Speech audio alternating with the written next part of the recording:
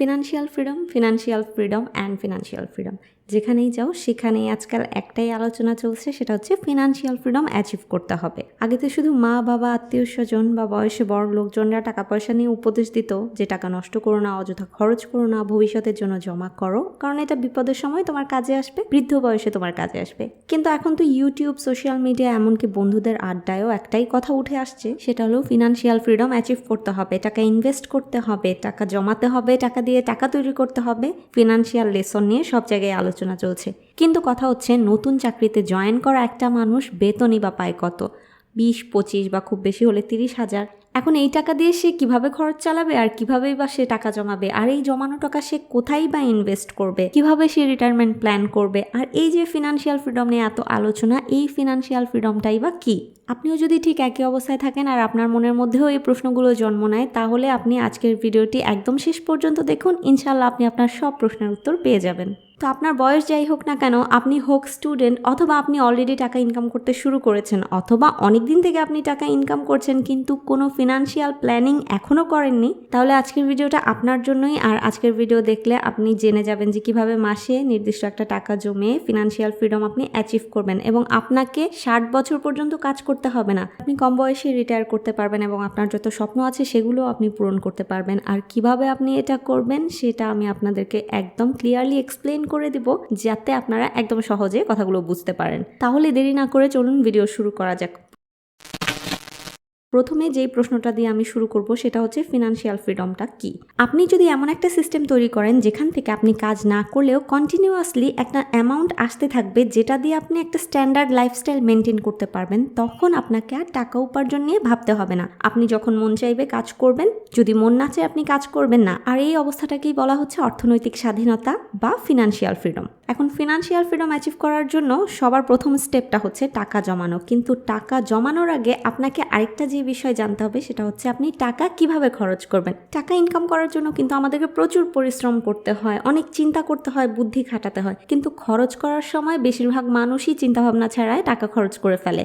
এখন ফিনান্সিয়াল অ্যাডভাইজারদের মতে টাকা ইনকাম করার সময় আপনাকে যতটা চিন্তাভাবনা করতে হয়, যতটা মাথা খাটাতে হয়, ঠিক ব্যয় করার সময় ততটাই বুদ্ধি খাটানো প্রয়োজন। ইংরেজিতে একটা কথা আছে, সেটা হচ্ছে if you can't buy it twice don't buy. অর্থাৎ আপনি যদি একটা জিনিস একসাথে 2বার কিনতে পারেন তাহলেই সেটা আপনার কেনা উচিত। আমরা যখন টাকা হাতে পাই তখন আমাদের খুব ইচ্ছা করে যে আমরা একটা ভালো ফোন কিনি, একটা দামি গাড়ি কিনি, বা বাসার জন্য কিছু ফার্নিচার কিনি, টিভি কিনি, ফ্রিজ কিনি, এসি কিনি, এগুলো আমাদের খুব ইচ্ছা করে।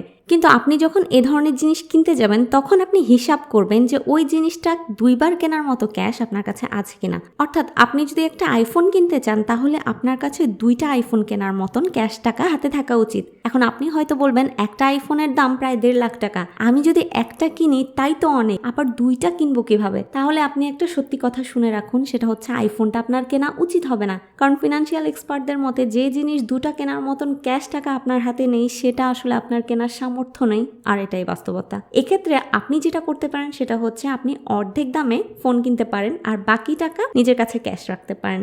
এই থিওরিটা বলার পেছনে একটা কারণ আছে, সেটা হচ্ছে আমরা যখন একবার আমাদের লাইফস্টাইলকে আপগ্রেড করে ফেলি তখন আমাদের পক্ষে আমাদের লাইফস্টাইলকে ডিগ্রেড করা আর সম্ভব হয় না, এবং অ্যাডজাস্ট করাও সম্ভব হয় না।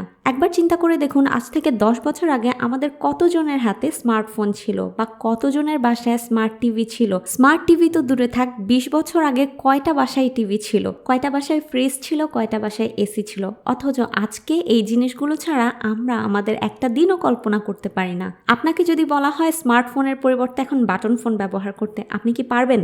পারবেন না। তাই লাইফস্টাইল যখন একবার আপগ্রেড করবেন তার আগেই ভেবে নিন যে এটা আপনি সবসময় মেনটেন করতে পারবেন কিনা। এখন আসি তৃতীয় প্রশ্নে, যে টাকা জমাবো কিভাবে। আর এই প্রশ্নের উত্তরটা আগের প্রশ্নের উত্তরের সাথে রিলেটেড।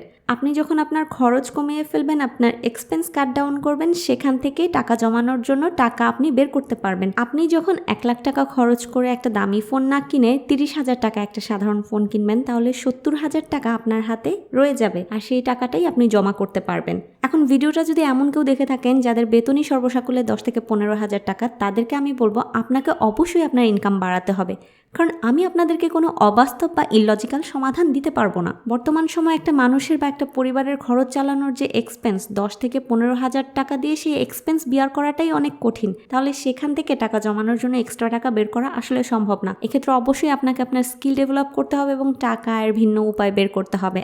আর বর্তমান সময়ে টাকা ইনকাম করার জন্য যেই সোর্সগুলো আপনি খুঁজতে পারেন এবং যে স্কিলগুলো আপনি শিখতে পারেন সেগুলো নিয়ে আমাদের চ্যানেলে অলরেডি কিছু ভিডিও আছে এবং সামনেও আরও ভিডিও আসবে।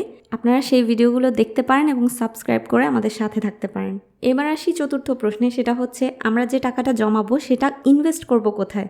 কথা তো সবাই জানি কম বেশি যে টাকা ফেলে না রেখে ইনভেস্ট করতে হয়, তা না হলে টাকার মান কমে যায়। কিন্তু টাকাটা যদি আপনি সঠিক জায়গায় ইনভেস্ট না করেন তাহলে টাকা হারানোর সম্ভাবনা থাকবে।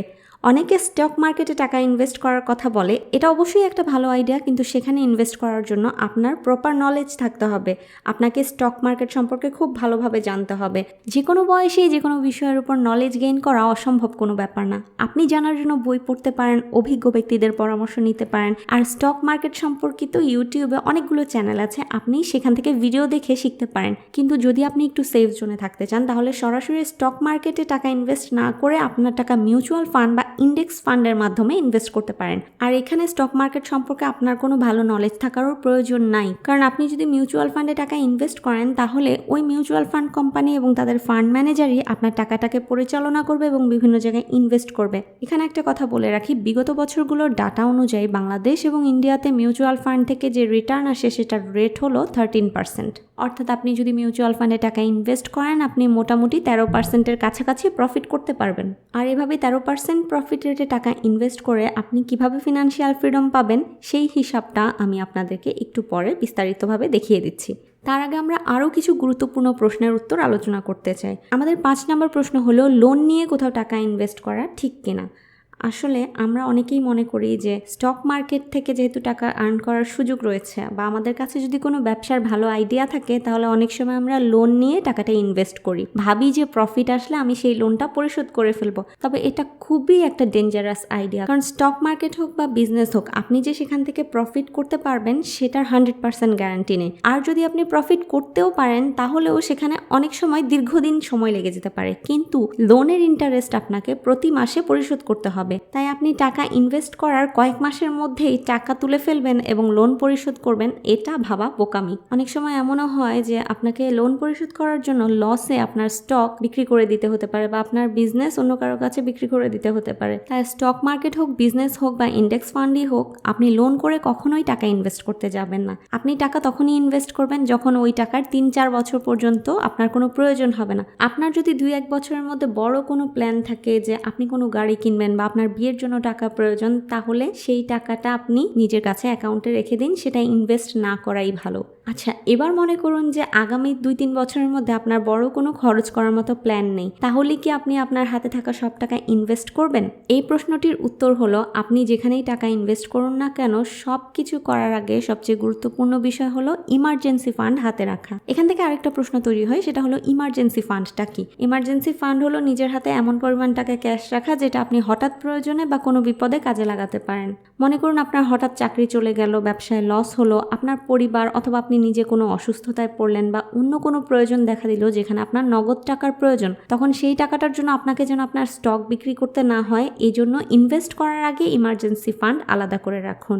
এবার আমাদের পরবর্তী প্রশ্নটা হলো, ইমার্জেন্সি ফান্ড আসলে কত হওয়া উচিত? ফিনান্সিয়াল অ্যাডভাইজারদের মতে আপনি আগামী 1 বছরের খরচকে ইমার্জেন্সি ফান্ড হিসেবে নিজের হাতে রাখতে পারেন। অর্থাৎ আপনার যদি চাকরি না থাকে বা ব্যবসায় প্রফিট নাও হয় তাহলে ওই টাকা দিয়ে যেন আপনি অন্তত 1 বছর চলতে পারেন। এবার আসি আমাদের পরের প্রশ্নে, সেটা হচ্ছে কখন রিটায়ার করা উচিত। আজকাল সবাই খুব একটা কথা বলে, সেটা হচ্ছে অফিসে 9টা 5টা কাজ করতে আর ভালো লাগে না। ভোরে উঠে অফিসে ছুটতে হয়, অফিসে গিয়ে বসের ঝাড়ি খেতে হয়, দিনরাত পরিশ্রম করতে হয়, পুরো জীবনটাই যেন নষ্ট হয়ে যাচ্ছে। সবাই চায় চাকরি ছেড়ে দিয়ে আরাম আয়েশ করে জীবন কাটাতে। কোনো কাজ না করে যদি বসে বসে পায়ের উপর পা তুলে খাওয়া যেত তাহলে মনে হয় খুব ভালো হতো, তাই না? আচ্ছা, মনে করুন আপনার জীবনে এমন ব্যবস্থাই হয়ে গেল যে আপনার টাকা ইনকাম করার জন্য কিছু কাজ করতে হবে না, আপনি বসে বসেই সারা জীবন খেতে পারবেন। কিন্তু আপনি সত্যি করে একটা কথা বলুন, কোনো কাজ না করে শুধু বসে থেকে অলস দিন কাটাতে আপনার কতদিন ভালো লাগবে? লকডাউনের কথা কি আপনার মনে আছে? কিছুদিন লকডাউনে বাসায় বসে থেকে সবাই কীরকম হাঁপিয়ে গিয়েছিল।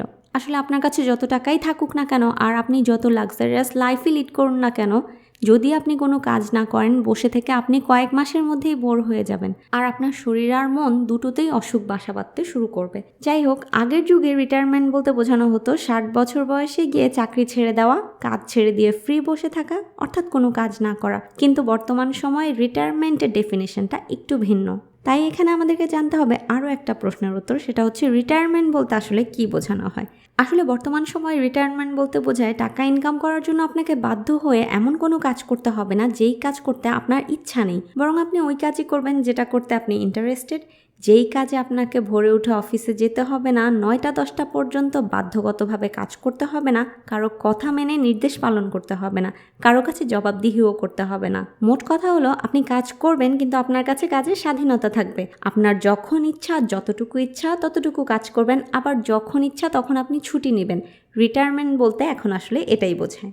কিন্তু এই পজিশনটা অ্যাচিভ করার জন্য আপনাকে আগে টাকা আয়ের প্যাসিভ সোর্স তৈরি করতে হবে এবং আপনার কাছে ভালো অ্যামাউন্টের টাকা জমা থাকতে হবে। এখানে আমি আরেকটা বিষয় আলোচনা করতে চাই, সেটা হচ্ছে অনেকে মনে করে যে বেশি ইনকাম করলে হয়তো বেশি টাকা জমানো যায়, কিন্তু এটা একটা ভুল ধারণা। মনে করুন আপনি 1 লাখ টাকায় আয় করেন আর প্রতি মাসে আপনি পুরো টাকাটাই খরচ করে ফেলেন আর আপনার কাছেই রিটায়ারমেন্টের জন্য কিছুই অবশিষ্ট নেই।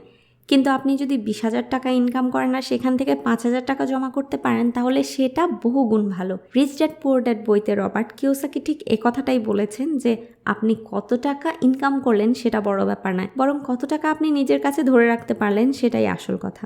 এমন অনেক সেলিব্রিটির কথা নিশ্চয়ই আপনারা শুনেছেন যারা প্রচুর টাকা ইনকাম করেছে লাইফে, তারপরেও তাদের বাজে অভ্যাসের কারণে দেউলিয়া হয়ে গিয়েছে। তার মানে আপনার রিটায়ারমেন্ট আপনার আর্নিংয়ের উপর ডিপেন্ড করে না, বরং আপনার স্পেন্ডিং হ্যাবিটের উপর ডিপেন্ড করে। যাই হোক, এবার আমরা চলে এসেছি ভিডিওর শেষ অংশে, ভিডিওর একদম শেষ প্রশ্নে আর সবচেয়ে গুরুত্বপূর্ণ প্রশ্নে। প্রশ্নটা হচ্ছে যে রিটায়ারমেন্ট প্ল্যানটা আপনি কিভাবে করবেন। রিটায়ারমেন্ট প্ল্যানের জন্য আপনাকে একটা ভালো অ্যামাউন্টের টাকা জমাতে হবে। কিভাবে জমাবেন সেটা বলার আগে বলে নেই যে কত টাকা জমাবেন। আপনার রিটায়ারমেন্টের জন্য কত টাকা প্রয়োজন সেটা অবশ্যই আপনার চাহিদা, প্রয়োজন, আপনার পরিবারের সদস্য সংখ্যা, আপনার লাইফস্টাইল, এরকম আরও অনেক কিছুর ওপর ডিপেন্ড করে। কিন্তু ভিডিওতে সবার বোঝার সুবিধার্থে আমরা ধরে নিলাম 1.5 থেকে 2 কোটি টাকা রিটায়ারমেন্টের জন্য যথেষ্ট।